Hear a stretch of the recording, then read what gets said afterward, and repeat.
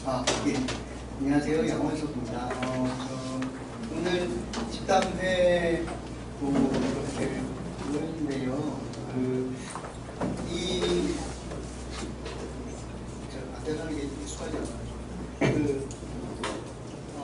저희가 이거 진행할 때부터 누군가가 앞서 나가서 이러는 방식으로 생각을 하지 않았거든요. 그리고 현장에 있는 사람들이 자기가 할 수 있는 만큼 또 여유롭게 같이 모여가지고 해보자 하는 취지로 진행을 한 거라서 제가 이끌어가거나 그런 게 아니고요. 저도 할 수 있는 만큼만 지금 하고 있는 것이라서 다 같이 하시는 것으로 출발했고 지금도 그렇게 가고 있는 거예요. 오늘 집담회도 제가 진행을 한다기보다는 그냥 저는 흘러가는 방식대로 잘 흘러갈 수 있도록 돕는 일을 하고요. 그 다음에 앞부분에 평가혁신 관련해서 그동안 어떻게 진행되었는지 어떤 취지였는지를 좀 설명드리고 그 다음에 평가와 관련해서 경험을 많이 하셨을 테니까 그 내용에 대해서 같이 이야기를 나누고 그 다음에 맨 마지막에는 앞으로 어떻게 하면 좋겠는지 하는 부분들을 조금 더 나누고 하는 형태로 진행하면 좋겠습니다. 그래서 누가 진행을 한다는 느낌보다는 같이 모여가지고 이야기를 한다는 생각으로 생각해 주시면 좋겠습니다.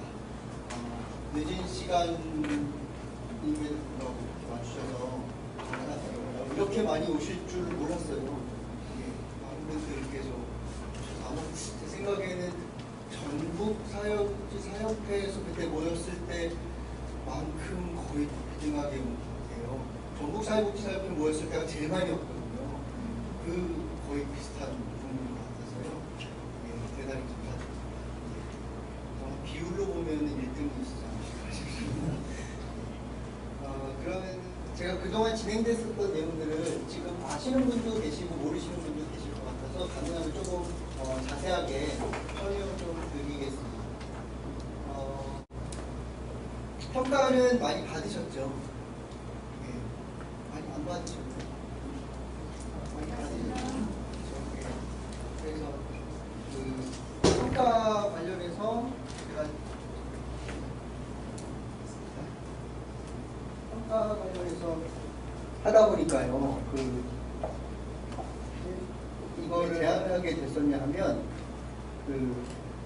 현장에서 선생님들 많이 만나 뵀는데, 그만두시는 거예요.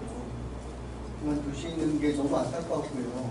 교원분들이 그만두시는 것을 보면서 평가 잘 받아서 좋은 사람 놓치면 그러면은 그 분야가 발전할 수 있을까, 그런 안타까움이 있었고요. 또 그게 있었어요. 제가 이제 기관의 선생님들 만나 뵀는데 나는 오래 취업했는데 3년 전 것까지 전부 다 평가 서류 준비해야 되니까 나는 오래 왔는데 내가 아는 건 하나도 없는데 부장님께서는 그거 다 했던 거니까 쓰라고, 부장님 입장에서 이제 쓰는 게 맞는 거죠. 기관 차원에서 맞고요. 근데 나는 하나도 모르는데 써야 되니까 또 잘 해놓고 갔으면 괜찮은데 잘 안 해놓고 가가지고 과정 기록지를 내가 써야 되는데 난 모르겠고, 그래서 소설 쓰는 것 같은 느낌이 들었다고 하더라고요. 그래서 막 쓰면서도 내가 지금 소설을 쓰는 건지 평가서를 쓰고 있는 건지, 그리고 거짓말하는 것 같은 느낌이 자꾸 드니까 평가위원이 와가지고 자, 이 사업 담당자 와보세요 라고 하는 게 제일 무섭대요. 그래서 그거 자기를 부를까봐 꿈에 나타나서 막 그 악몽을 꾸고 막 그랬다고 하더라고요. 그래서 근데 또 평가위원분께서 오셔가지고 자, 이건 왜 이렇게 됐나요? 라고 설명해보라고 얘기하면 자기는 할 말이 이거밖에 없을 것 같아요. 죄송해요. 그러고 도망가고 싶다는 거예요. 그래서 자기 모르니까. 그래서 이게 현장에 맞지 않겠다라는 생각이 들었고, 이렇게 하다 보니까 현장도 이제 적응을 하게 되는 것 같아요. 그래서 3년 전의 서류를 지금 이제 만들다 보니까 깨끗한 정리하면 안 되잖아요. 그걸 생각해 주시면 돼요. 깨끗한 정리하면 안 되잖아요. 왜냐하면 3년 전 정리 깨끗하면 이상한 거니까. 그래서 과거 몇 년 전에는 이제 문지르고 뭐 던지고 뭐 이런 얘기들을 많이 들었어요. 그리고 창가에 이렇게 나와가지고 이렇게 만들고 뭐 이런 얘기들을 좀 들었었거든요. 근데 이게 계속 발전하다 보니까 이 얘기가 들어왔어요. 3년 전에 종이를 보관해 놓고 계시더라고요. 대단한 거죠.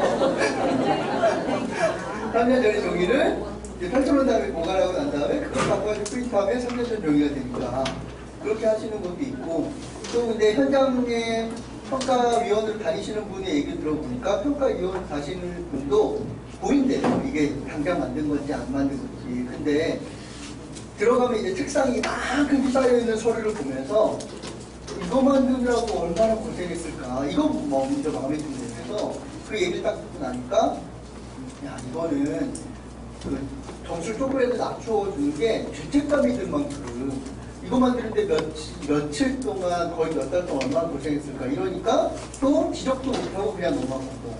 그래서 이것이 어떤 의미를 가지고 있을까. 특히 잘하는 걸 놓치는 것이 아닌가. 그래서 어느 분이 그만두고 나가시었어요. 평가 전에.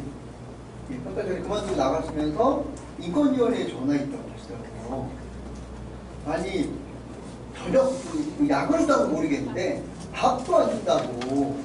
밥도 안 주고 밤 늦게까지 일시킨다고. 이게 맞는 거냐고. 이게 이럴 수 있는 거냐고 그랬더니 인권위원회에서 대묻더래요. 어디서 일하는데 도대체 그런 데가 있냐고 라고 물어봐서 차마 말을 못하고 끊어버렸다고 얘기를 하시더라고요.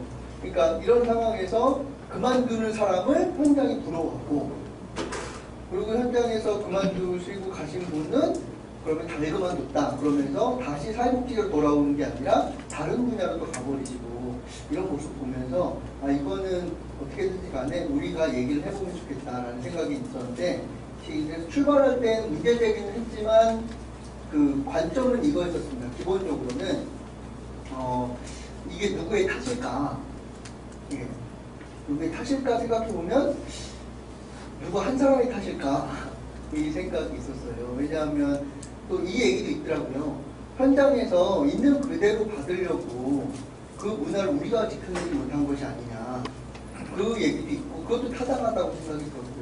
보건복지부가 우리를 괴롭혀야지 그래가지고 일부러만 그렇게 한 것도 아닐 거라고 생각하고, 평가원도 일부러 이렇게 지표를 만들고 이렇게 평가위원을 그렇게 선정한 것은 아닐 거고, 다 잘해보려고 하는데 그것이 서로 이런 상황으로 이제 밀려온 것 아닌가라는 생각에서, 누구를 괴롭히거나 누구를 투쟁하거나 이런 방식이 아니라 다 선의를 가지고 있고 제대로 하려고 하는데 그 방안을 서로 모색해보자. 그래서 누구 공격하지 말고 같이 한번 머리를 맞대보는 자리로 해보자 하는 취지로 쓴 시작. 그래서 페이스북 상에서 평가를 혁신하자 그룹을 만들었고요.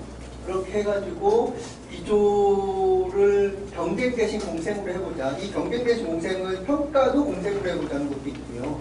그리고 평가단도 공생해보자. 우리 다 열심히 해보자.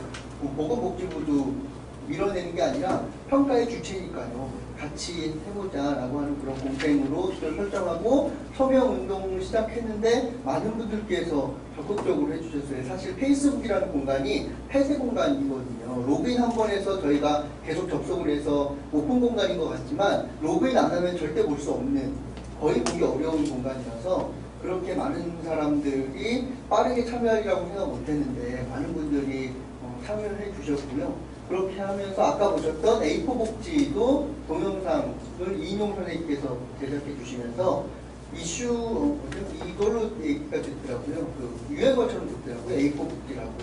A4 서류 중심으로 하는 복지다, 평가다 그런 얘기들로 하면서 제작됐고, 그러면서 여러 인터뷰라든지 하는 것들을 통해서 진행을 하면서도 또 하나 오프라인 모임으로 모이면서 이야기를 좀 나누었습니다. 그렇게 해서 진행했는데, 저희가 원래 누군가를 공격하려고 하는 것이 아니었기 때문에 그리고 또 하나 생각한 것은 뭐냐면, 지금까지 많이 일어나는 거거든요. 그러니까 뭐냐면 현장에서부터 이야기가 나와가지고 무엇인가 바꿔보려고 하는 그런 실무자들급에서부터 참여하는 거는 거의 처음이고요. 게다가 10년 전에 평가혁신 관련해가지고 활동하고 난 다음에 그 다음번에서 지금까지는 전국 단위에서 무엇인가 해보려고 했던 것 자체가 없었던 상황이에요. 그러다 보니까 이 기회를 통해서 현장에서부터 각자 하고 싶은 이야기들을 이야기하고 그렇게 힘을 모아가지고 바꾸었으면 좋겠다 라는 차원으로 접근했기 때문에 맨 처음부터 협회나 이런 데 찾아가지 않고요. 현장 선생님들의 이야기들을 최대한 이끌어내려고 노력하는 방식으로 갔습니다. 그래서 페이스북 상이나 그리고 구글 독스 통해 가지고 서명을 받는 형태로 진행을 했고요. 이렇게 많은 사람들이 참여하면 참여할수록 협회도 관심을 가져주실 거고 직능협회도 관심을 가져주실 거고 직능협회나 협회가 관심 가져주시면은 그러면은 보건복지부라든지 그리고 국회의원도 관심을 가져주실 것이다 라고 믿고 시작했어요. 그리고 아까 맨 처음 말씀드렸듯이 하다가 안 되면 말고 뭐 이런 생각했었어요 저는. 그래서 근데 현장 선생님들이 적극적으로 참여해 주셔서 그러니까 할 수 있는 만큼 적극적으로 많은 분들이 참여해 주셨기 때문에 그래도 이 정도까지의 성과가 있지 않나 싶습니다. 그렇게 해서 저희 안에서 상황에 대한 문제점이라든지 성찰이라든지 하는 것을 온라인으로 모집하고 그 다음에 요구사항을 확정해서 이야기를 했습니다. 근데 요구사항을 저희가 안에서 그냥 확정하고 그 다음에 보건복지부도 안 알려줬고 이때부터 이제 사협회라든지 하는 곳 협회들을 찾아다니면서 같이 하시는 게 어떨까요? 라고 여쭤보는 활동을 했는데 이렇게 하다가 돌발 상황이 하나 나왔어요. 뭐가 나왔냐면 원래는 국회의원분은 맨 마지막쯤에 찾아가서 그래서 협의를 힘을 좀 실어달라고 하려고 그랬는데 이현주 국회의원이라고 광명시에 있는 국회의원분이 계시는데 그 광명시에 있는 국회의원분이 한중학사회복지관에서 현장 탐방이라는 이름으로 갔다가 현장 선생님들께서 평가 없이 있는 활동을 하고 있다라고 하는 얘기를 들으셨나 봐요. 그래서 그 내용을 가지고 보건복지위원회의 상임위원회에서 보건복지부에 아주 강하게 질의 겸 질타를 하신 것 같아요. 그래서 저희는 전혀 그렇게 생각을 안 했는데 국회의원분이 그 얘기를 하시니까 보건복지부도 깜짝 놀란 거죠. 아무 생각 없었는데 갑자기 그런 모임도 있고 왜 그렇게 하느냐라고 하는 질타를 받으니까 너무 당황스러워가지고 그 다음부터 저희가 하고 있는 것들 열심히 찾아가지고 페이스북 그룹하고 그 다음에 거기 써있는 내용들을 다 스크랩해가지고 다 출력해서 보고 계셨더라고요. 그렇게 하다 보니까 협회 통해서도 같이 만나서 이야기할 수 있는 기회가 생각보다 좀 빨리 온 상태입니다. 그래서 지금 진행되고 있는 상황은 저희가 안을 가지고 보건복지부하고 1차로는 다 같이 면담을 했고 2차로는 개별적으로 저하고 거기 있는 사무관하고 담당 직원하고 2차까지 면담을 한 상태고요. 그리고 국회의원분께서도 적극적으로 참여해 주시겠다고 해주셨고 그리고 이현주 국회의원뿐만 아니라 전라북도에 있는 김성주 국회의원 분도 적극적으로 해주시겠다고 이야기를 해주시더라고요. 근데 국회에서는 이런 게 있나 봐요. 한 국회의원분께서 한 사안을 잡아서 활동을 하시면 다른 국회의원분이 그거를 좀 이렇게 서로 이제 양보해 주거나 누구 한 명을 앞에 세우고 그 다음에 지원하고 하는 형태로 가시는 것 같아요. 그래서 이현주 국회의원분하고 같이 이야기를 하면서 진행하고 있는 상태입니다. 그래서 저는 바닥에서의 민심을 잡고 그 다음에 협회가 참여하고 그 다음에 직능협회도 아마 주목하고 계실 것 같고요. 그리고 저희가 안건은 다 드렸고요. 직능협회에서 이사회라든지 하는 곳에서 참여하실지 여부를 공식적으로 다루어 달라고 다 요청드린 상태이긴 합니다. 몇 협회들을 통해서요. 그렇게 하고 국회의원하고 같이 해서 보건복지부하고 이야기를 하고 있는 중이고 보건복지부하고도 보건복지부에서는 긍정적으로 보세요. 예. 맨 처음에는 국회의원분한테 혼나가지고 그래가지고 좀 마음이 불편하니까 당황스러우셨겠죠. 그런데 직접 면담을 하고 만나 뵀더니 그 사이에 현장도 한 군데를 찾아가서 봤다고 하시더라고요. 근데 현장 찾아가서 봤더니 500만 원? 평가 준비하는데 얼마가 들지 않느냐. 한 번 평가 준비하는데 500만 원 이상이 든다. 그리고 그동안 어떻게 준비했는지를 쭉 듣고 나니까 내가 현장 사람이었어도 되게 화가 났을 것 같고 보건복지부를 욕했을 것 같다라고 얘기를 하시더라고요. 그래서 일단은 지금 이렇게까지 현장 선생님들이 많이 참여하고 계시기 때문에 어떤 형태로든 좀 변화가 있어야 될 것이고 예를 들어 이 얘기도 있죠. 이렇게까지 이야기가 되는데 내년에 그냥 똑같이 평가를 진행해버리면 보건복지부가 현장의 소리에 귀 기울이지 않았다라고 하는 것으로 결정날 수밖에 없기 때문에 보건복지부에서도 지금 열심히 조금이라도 변화를 이끌어내려고 노력하고 있는 중입니다. 그래서 제 생각에는 저희가 선생님들께서 많이 참여해 주셨고 하는 형태로 되다 보니까 저희가 바라는 수준까지는 도달하려면 단기적 과제로 가야겠지만 조금씩 변화 자체는 시도되어지고 그리고 조금씩 변화들이 이루어지는 쪽으로 가고 있지 않을까 싶어요. 그래서 오늘 제가 이제 평가혁신 다니면서 들었던 안하고 그 다음에 혁신 그룹에서 얘기했던 것들을 모아서 안을 만든 게 있는데 그 안 설명드리고 그 다음에 거기에 대해서 선생님들께서도 의견을 주시면 제가 녹음도 할게요. 그래서 그 내용을 가지고 또 다시 요 안들을 보강하거나 하는 형태로 가고 제주에서도 어떻게 해주시면 좋겠는지 같이 나누시면 좋겠습니다.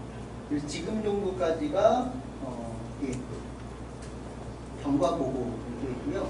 안을 좀 설명을 드릴게요. 그러면 평가혁신 관련해서 경쟁대지 공생 평가혁신하자 했을 때 보건복지부의 요 앞뒤로 돼 있는 요 한 장을 가져간 거예요. 그래서 이제 말씀을 드렸는데요.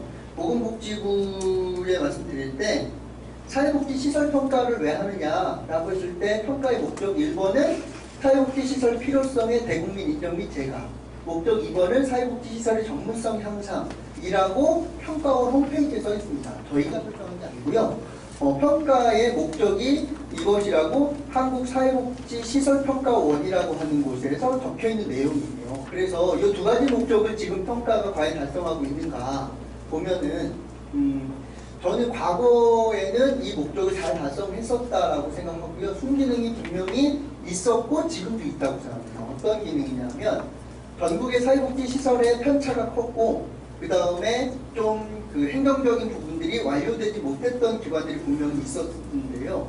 그것과 관련해서는 평가를 통해서 그 평준화가 어느 정도 되었을 뿐만 아니라 행정적인 부분들을 갖추는 데는 탁월하게 효과를 주었었다고 생각하고요. 지금도 그러하다고 생각하네요. 그것과 관련해서 순기능도 있지만 역기능이 훨씬 더 커진 것 같아서요.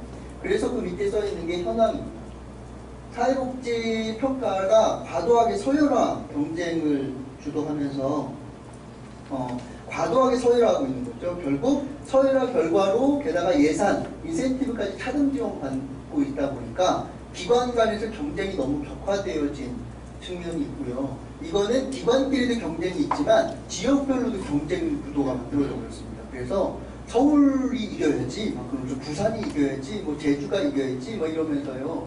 그러면서 서로 간의 지역 간 경쟁이 너무 심해지다 보니까 불법이냐 아니냐라고 하는 이 경계를 애매모호하게 넘나드는 행위들이 현장에서 자꾸 만들어지고 그걸 또 용인하는 문화들이 만들어지고 게다가 기관끼리 경쟁하다 보니까 좋은 것들을 서로 공유하지 않는 문화들이 나오기 시작하는 거죠. 그래서 저때 한 10년 전 이때쯤만 해도 기관에 취업하면 지역사회에 있는 기관을 다 돌아다니면서 인사 나누고 그렇게 해가지고 다 했었는데 요즘에는 또 그것도 안 하는 것 같더라고요. 그리고 좋은 사업이 있으면은 평가 다 끝나고 난 다음에 공유를 하든가 그렇게 해야지 평가 받기 전에 공유해버리면 다른 데가 그거 똑같이 해버리면 우리 평가가 좀 나빠지니까 뭐 이러한 상황으로 들어가서 기관 간 경쟁이 격화되고 좋은 사업을 독점하고 유도하는 결과가 나와서 오히려 복지계 전반의 전문성이 향상이 저해된다는 거죠. 그래서 이거를 달성하지 못하는 역기능이 더 커지는 것 같고요. 두 번째는 부적절한 점수제 평가인데 가치와 태도가 중요한 사회복지 서비스에서 부적합하다고 보는 거예요. 특히 지역 욕구에 맞는 사업보다 수치와 점수와의 유리한 사업에 치중하게 되는 거죠.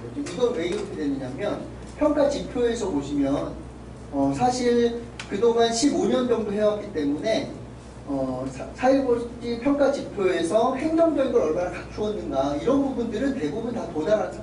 그러면은 최우순위 아니냐를 구분하는 지점이 어디냐면 사업 서비스 평가, 프로그램 평가인데 프로그램 평가와 관련해서 질적 평가를 했을 때 근데 지표가 이렇게 되어 있는 거죠. 적절히 수행하였는가 적절하면 통과, 적절하지 않으면 안 통과 이렇게 되어 있거든요. 근데 적절하다는 것은 기준이 없기 때문에 누구한테 권한이 많이 간 결과가 나오느냐면 평가위원분이 누구냐에 따라서 결국 달라지는 거죠.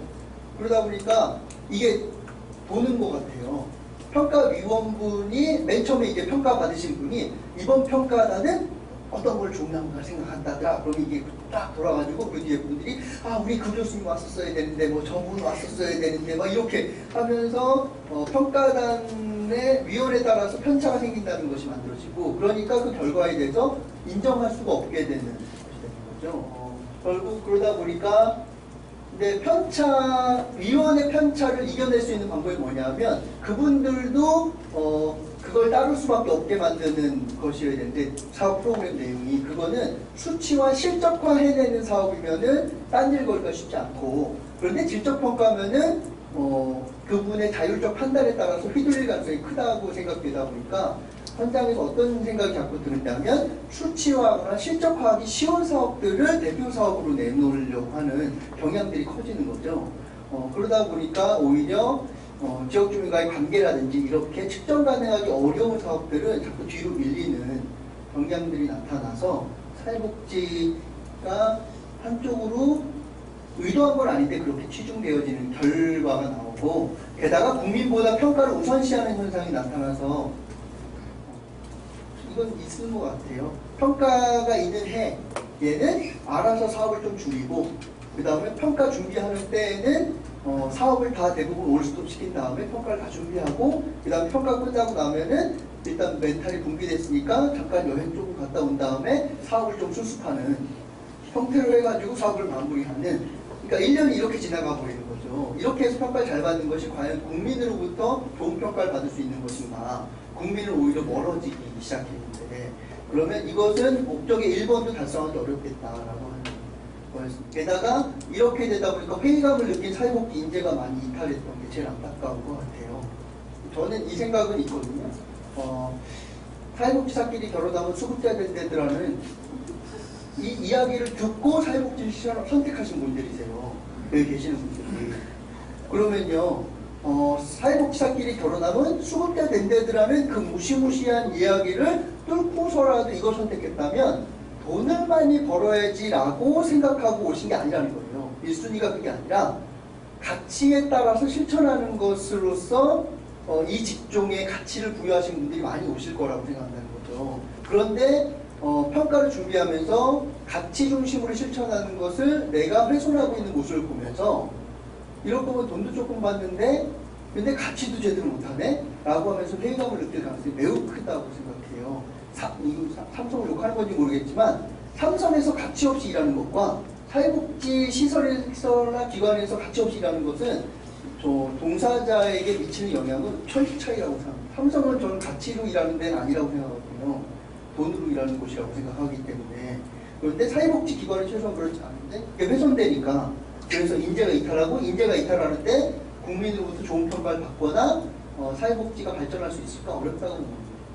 게다가 그 사회복지 사업법에서는 이렇게 되어 있습니다. 최소 서비스 기준을 설정해가지고 서비스의 최소 기준을 이상을 유지하도록 해야 된다. 그리고 그 다음 항목이 그것을 평가로서 한다. 이렇게 연동되어 있거든요. 근데 지금의 사회복지 평가의 지표들은 제가 생각할 때에는 너무 넓고 너무 깊으려고 합니다. 너무 높으려고 하는 것 같아요. 그래서 사례관리도 그렇고요. 특히 이번에 들어온 사례관리도 그런 것 같습니다. 그게 정말 최소한을 요구한 것일까? 근데 노인복지관 요번에 평가받으면서 이것도 있는 것 같아요. 영양사분한테 사례관리하라고 이렇게 지표가 나온 것 같더라고요. 그러다 보니까 영양사분들이 어떻게 사례관리를 해요? 라고 했는데 지표가 그렇게 나왔으니까 그러면은 하세요 라고 하면 어떻게 해야 될까요? 만들어라는 얘기랑 똑같은 거거든요. 게다가 사례관리도 저희 사실 다 합의되지 않았습니다. 지금 사회복지 학교에서도. 어느 교수님은 사례관리 이렇게 생각하고 어느 교수님 이렇게 생각하는데, 그러면 어느 교수님이 오느냐에 따라서 복불복이고 금물질이 되는 건데, 그러다 보니까 너무 넓고 너무 많은 것들 하는 것 아닌가. 그리고 지도점검하고도 중복되어지는 부분이 있는데 굳이 그걸 또 받아야 되는가, 이런 내용들이 있는 거죠.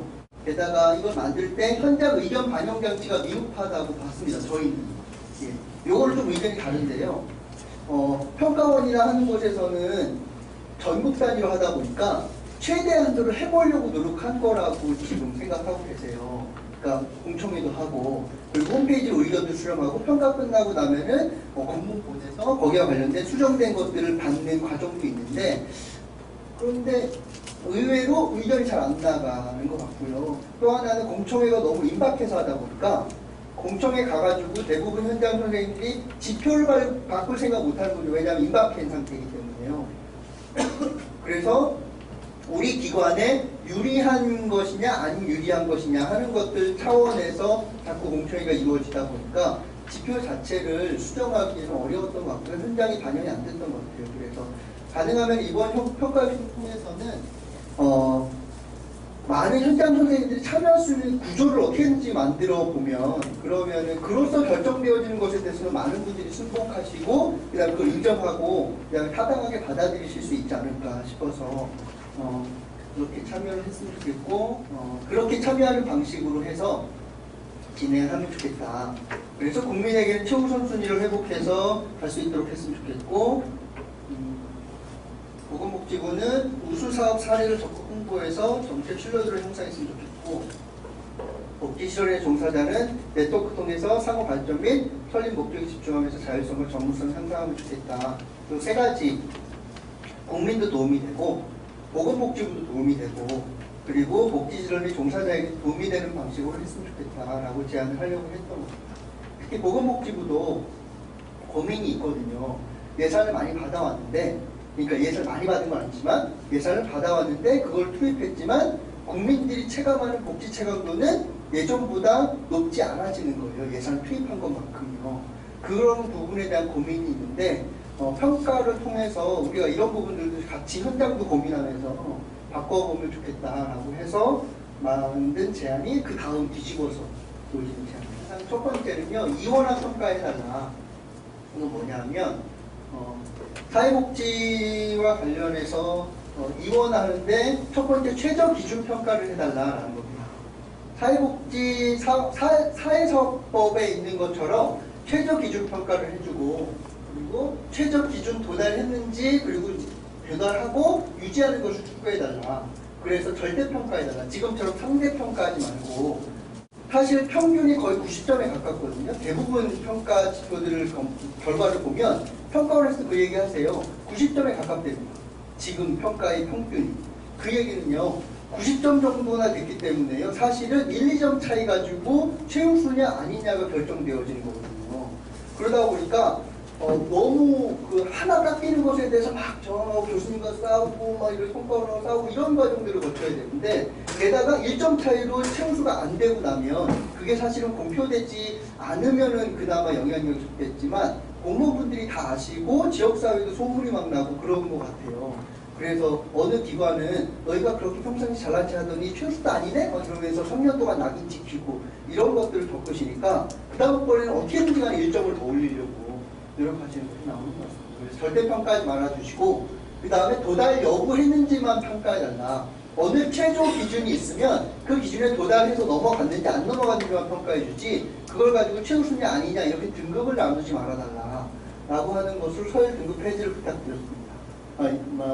제안했고요. 그렇게 하려면은 기본적으로 최소 서비스 기준이라는 것이 있는데, 그 최소 서비스 기준도 지금 너무 많이 들어간 것 같다. 특히나 이게 있는 것 같아요. 앞서가는 기관, 보통 이제 시스템이 좋거나 법인의 지원이 있어서 앞서가거나 인력이 많거나 하는 기관에서의 최소의 수준이라고 생각하는 것하고, 사회복지 현장에서의 평균의 최소 수준하고 저는 좀 편차가 있다고 생각이 들어요. 근데 이 최소 기준이라고 하는 것들을 저희가 좀 가능하면 현장에 맞춰서 좀 최소를 갖췄으면 좋겠다라고 하는 걸 해서 이 최소 서비스 기준을 좀 개정했으면 좋겠고, 근데 그 개정할 때는 가능하면 슬림화해달라. 자꾸 늘리는 방식으로 가기 시작하면 곤란해지니까 슬림화해달라. 그 최저 기준은 도달했는지 여부를 평가해달라. 근데 여기에서 조금 혼란스러워하시는 게 인증제입니다. 많은 분들이 인증제하고 얘기를 하시는데, 그런데 저희는 인증제라는 말을 안 쓰려고 했어요. 왜 그랬냐면 현장에서는 인증제라는 단어를 어떻게 받아들이시냐면요, 지금 제가 말씀드리는 이 정도의 인증의 수준으로 받아들이세요. 그런데 다른 분들은 또 인증제를 어떻게 받아들이시냐면은 어느 적정 수준을 딱 설정한 다음에 거기에 대해서 인증받느냐 못 받느냐 하는 것으로 생각합니다. 각자 인증제에 대한 개념도 다르기 때문에 자칫 잘못하면은 우리는 인증제를 최소 서비스라고 하는 것을 인증해달라라고 하는 것으로 제안했지만, 인증제가 일단 들어오고 나면은 인증제 자체의 맥락으로 해서 괜히 높아지는 것을 또 초래하는 결과가 나오지 않을까 싶어서 그래서 인증제라는 개념은 갖고 왔지만 인증제 이야기는 안 하고요. 게다가 또 사회복지사업법에 평가를 받도록 되어 있거든요. 그러다 보니까 인증제를 도입하면 나중에 평가도 받으실 가능성이 또 있습니다. 사회복지사업법을 개정하지 않는 이상 평가는 반드시 받아야 되기 때문에 그럴 거면 인증제의 개념을 차라리 평가라는 이름으로 해보자 라는 차원에서 넣은 거고요. 그래서 평가 최저 기준 도달 여부 평가에서 도달했으면 그러면은 도달했다라고 하는 내용으로 공표해라. 그 서열로 등급으로 나눠서 공표하지 말고.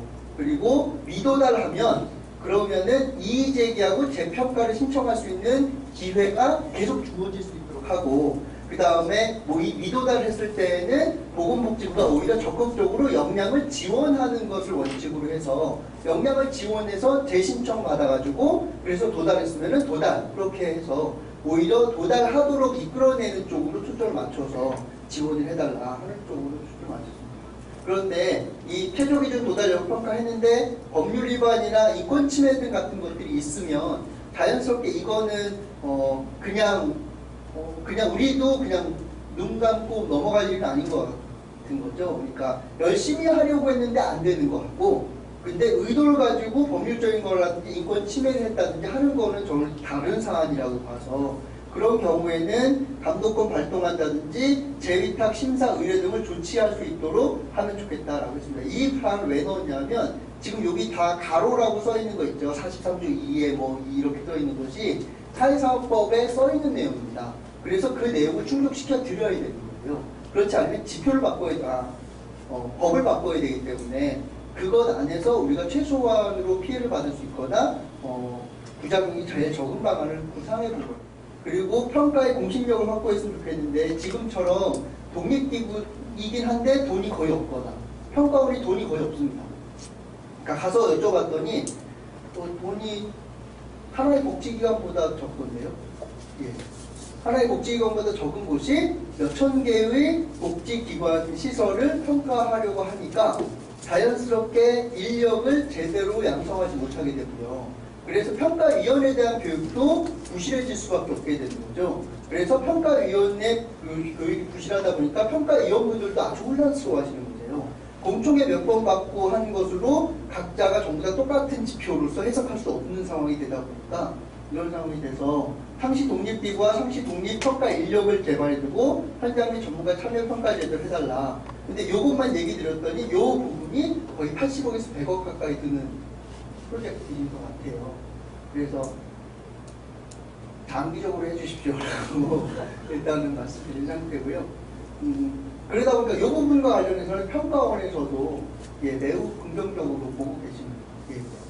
게다가 최저기준 이렇게 하되 또 하나는 최저기준 평가하는 것만으로는 전문성이 향상되거나 대국민의 재간의 인정을 받기는 쉽지 않기 때문에 그걸 보완하는 기제로 사업 공유축제 평가를 하자라고 제안했습니다. 이건 뭐냐면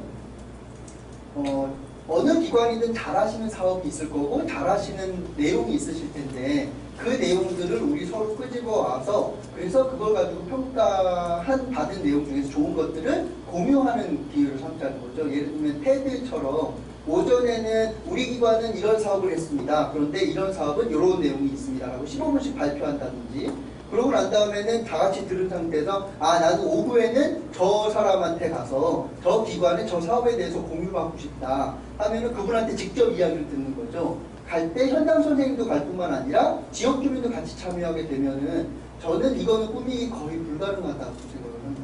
현장 선생님들끼리는 아시잖아요. 이것이 꾸며서 만든 것인지 아니면은 지역사회에서 실천하면서 나온 것인지 구분할 수 있다고 생각하거든요.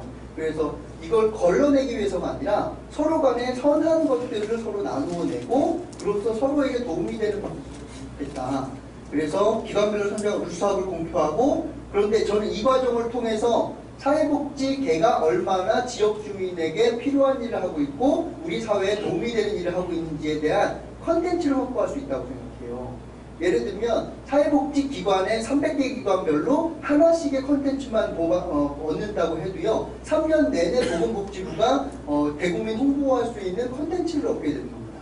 그런데 이것이 매년마다 지금 3년마다 한 사회복지관은 3년마다 돌아가고 노인복지관은 3년마다 돌아가지만 직급별로는 매년마다 두세 개의 유형별로 지금 받고 있거든요. 이렇게 따지기 시작하면 사회복지를 알릴 수 있는 아주 훌륭한 콘텐츠를 엄청나게 확보할 수 있는 기회가 되기 때문에 보건복지부 입장에서도 이 부분은 유익하다라고 말씀드렸고요. 이걸 언론 홍보할 수 있다면 얼마나 좋겠는가라고 했을 때, 그래서 사업 공익축제평가 관련해서는 평가원에서도 좋다고 하시고, 그리고 보건복지부에서 참 좋다고 이야기를 하십니다.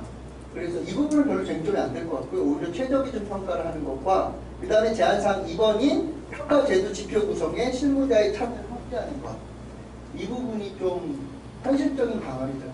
평가제도 및 지표 구성에 실무자의 참여를 확대해달라. 지금은 직능협회에서 대표를 선출해서 참여하시는 형태였는데, 그 대표를 선출할 때에도 협회 차원에서 그냥 선택하는 것이지, 선정하는 것이지, 현장 편인데 의견이 반영된 건 아니거든요. 게다가 또 이 두 경우도 있으신 것 같아요.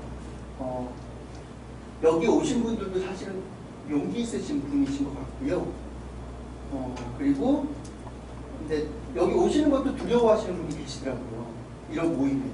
그래서 평가협신그룹 맨 처음에 모였을 때는요, 다 같이 우리 사진 한번 찍어요. 그랬더니 사진 찍으면서 다들 이건 찰생구야 막 그러면서 찍고 막 그러시더라고요. 근데 그 두려움이 있으신 것 같고, 실제로 그런 두려움을 주는 분도 있더라고요. 그래서 어느 기관은 좋아요도 못 누르세요. 네.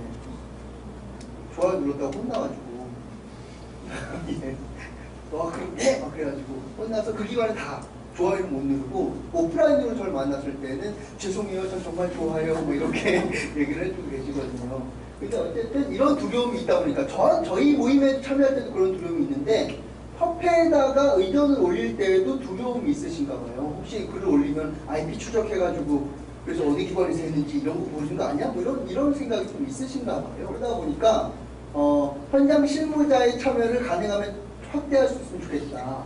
그래서 가칭으로 평가제도 지표위원회를 만들고, 거기에 참여하는 위원도 현장에 의견을 받아서 대표가 참여하고, 거기서 만든 가안이 있으면 1차로 온라인과 오프라인으로 사람들한테 의견을 취합하고, 그렇게 취합한 내용을 수정해서 다시 2차 공청회를 하고, 그렇게 한 내용을 가지고 공청회를 하고 해서 최소한 3년 전에 나왔으면 좋겠다.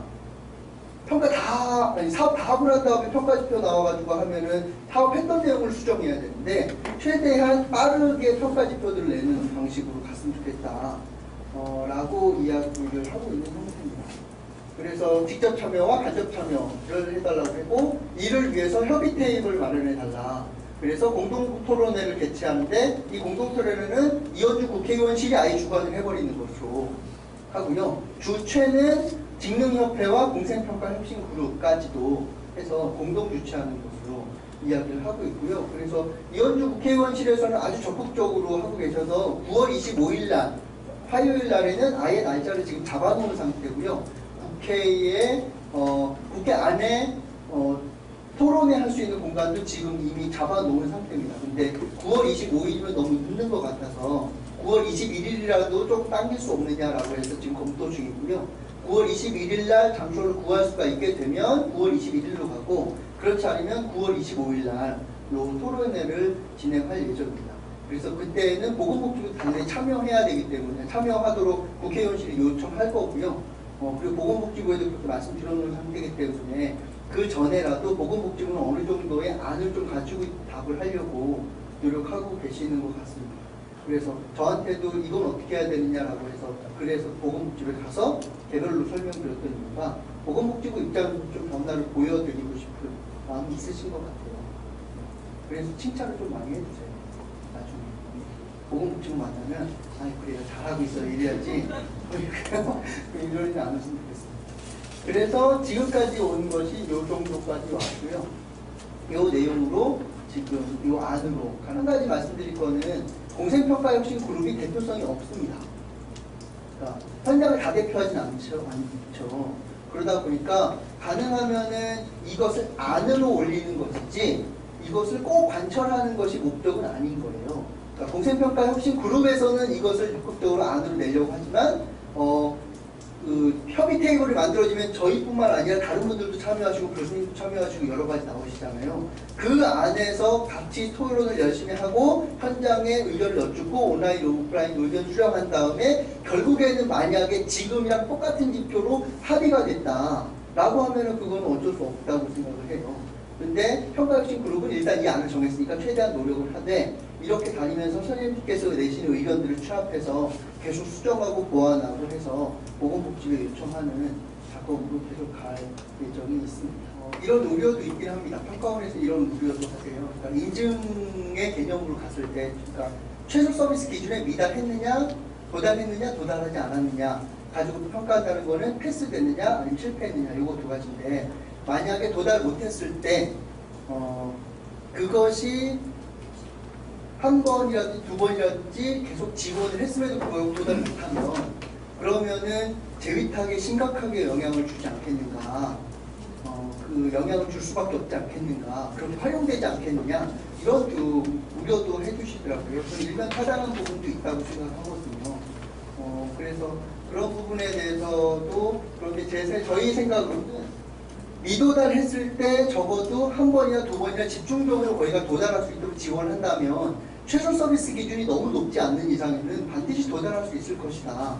그래서 최소 서비스 기준을 너무 높게만 잡지 않고 적극적으로 컨설팅하는 형태로 지원하는 형태로 들어간다면 그러면은 그 우려는 그렇게 크지 않지 않겠는가 이런 생각은 좀 있습니다.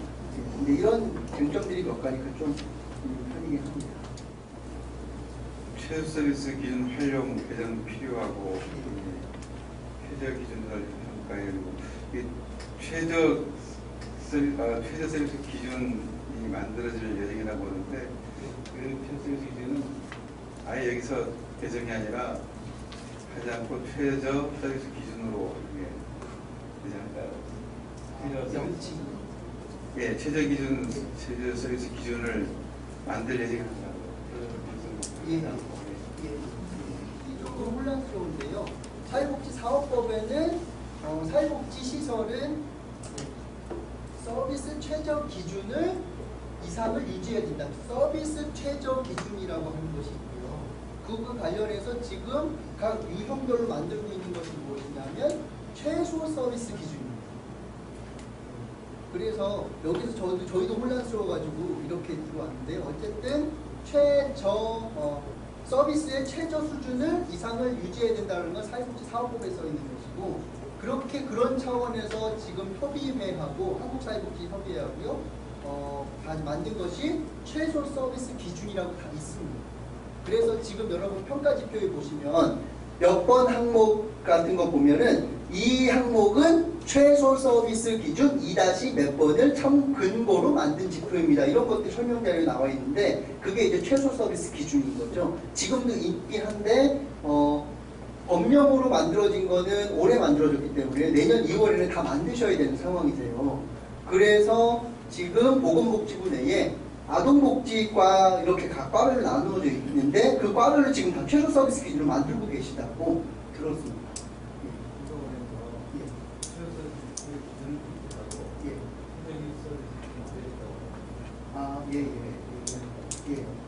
그게 아마 비슷한 것 같아요. 근데 요거는 엊그저께 보건복지부 가서 들은 내용인데요. 어떤 거냐 하면 지금 저희가 하고 있는 거는 사회서비스 자원과라고 하는 곳에서 평가를 두 번 하고 계시거든요. 그런데 최소 서비스든 최저 서비스든 하는 그 기준을 만드는 곳은 자원과 외에 보건복지부 내에 다양한 과들이 있잖아요. 다양한 과에서 각자 만들고 있어서 최저 서비스는 어쨌든 하나를 통합한 최저라고 그냥 할게요. 최저 서비스라고 하는 그 기준을 지금 각 과별로 각자 만들고 있고 자원과는 그냥 취합만 하고 있기 때문에 자원과하고 아무리 얘기해봤자 이 기준을 바꾸는 데는 개별로 접근하지 않으면 안 된다고 얘기하시더라고요. 그래서 할 수 있는 방법은 두 가지입니다. 예를 들면 지역아동센터 하면은 지역아동센터는 지금 아동복지과라든지 이런 데하고 연관해서 최저 서비스 기준을 어쨌든 만드실 거예요. 그러면 직능협회가 이 과하고 직접적으로 얘기를 해서 빨리 서비스 기준의 수준을 낮추려고 노력하는 개별적 역할들을 지금 해야 되는 상황이거나요. 아니면 또 하나 방법은 요 서비스 기준을 근거로 해서 참고해서 지표를 만드는 거거든요. 평가 지표를. 그러면 요 서비스 기준은 이미 만들고 있고 내년 2월에는 이미 실행돼야 되기 때문에 많이 진척된 상황이라고 하면 요걸 바꾸는 거는 장기적 과제로 두고 요걸 근거로 해서 평가 지표를 만들 때 평가 지표는 더 요걸 참고는 하지만 지표 자체는 우리가 원하는 대로 슬림화할 수 있도록 만들어내는 요것을 건드리는 방식이 있는 거죠. 그래서 평가 혁신 그룹 차원에서는 힘이 분산되기 시작하면은 아무것도 안 될 것 같은 차원이 있어서 가능하면 평가 지표 자체를 슬림화하고 요거는 개별 직능협회별로 따로 접근하시는 방식으로 가시면 어떨까라는 생각은 하고